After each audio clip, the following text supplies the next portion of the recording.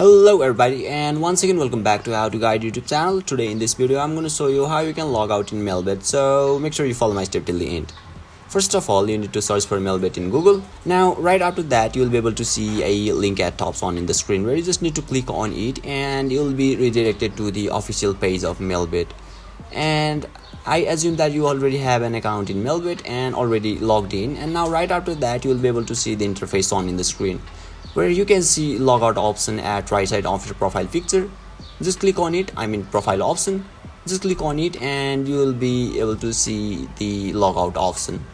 Just click on it and you will be able to log out successfully. So basically this is how you can log out in Melbet, and if you still encounter any issue during this process, feel free to leave a comment and I'll be happy to assist you.